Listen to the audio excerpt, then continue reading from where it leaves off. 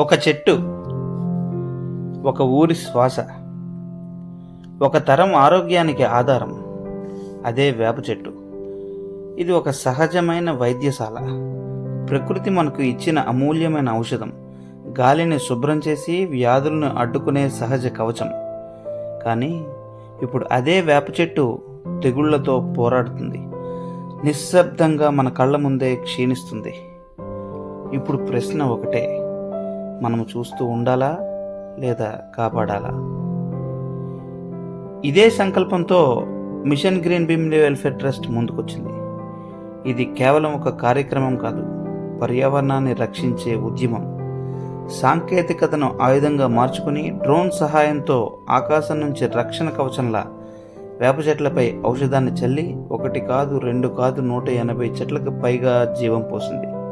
ఇది కేవలం స్ప్రే మాత్రమే కాదు, ప్రకృతికి మనం ఇచ్చిన వాగ్దానం.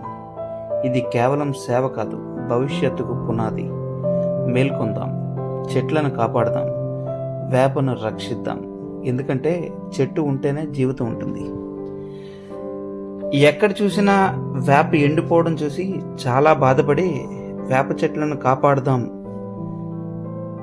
అని ఒక కాన్సెప్ట్ను క్రియేట్ చేసి, ఎక్కడ ఎండిన చెట్లు కనిపిస్తే మాకు తెలియజేయమని చెప్పిన దానికి చాలామంది స్పందించి తెలియజేశారు.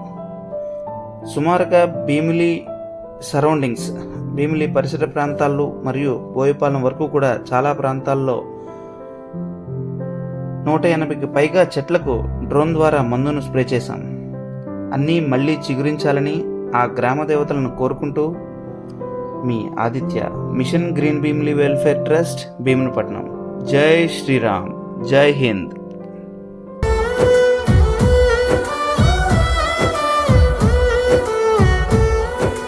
రాదురా ఏ విజయం నీ కోసం నా కోసం, ఎటు పోదురా నువ్వు చేసిన కష్టం ఎప్పటికైనా సొంతం.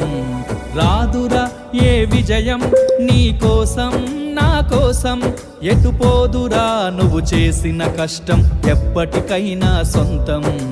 కాలంతో పయనించే వాడికి కానిది ఏముంది, సాధనతోనే సాధ్యమవ్వునని సదాశయంతో సాగర ముందుకు. రాదురా ఏ విజయం నీ కోసం నా కోసం, ఎటు పోదురా నువ్వు చేసిన కష్టం ఎప్పటికైనా సొంతం.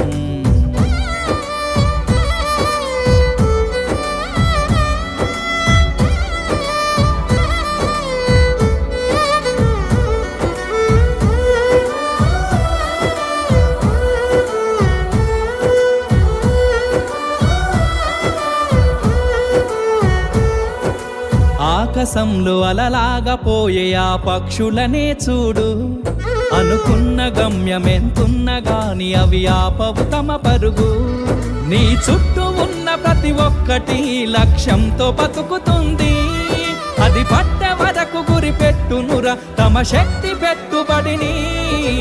రాదురా ఏ విజయం నీ కోసం నా కోసం, ఎటు పోదురా నువ్వు చేసిన కష్టం ఎప్పటికైనా సొంతం.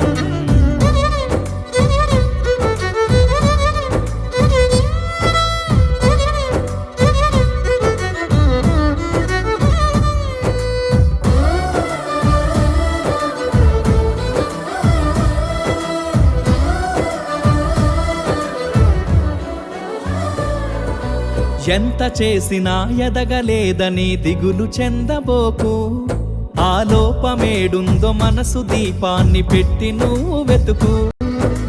అతుకులమయమని ఎక్కిరించకు బతుకు పుస్తకాన్ని, అది చితిలో కూడా బోధించునురా ఏదో అర్థాన్ని.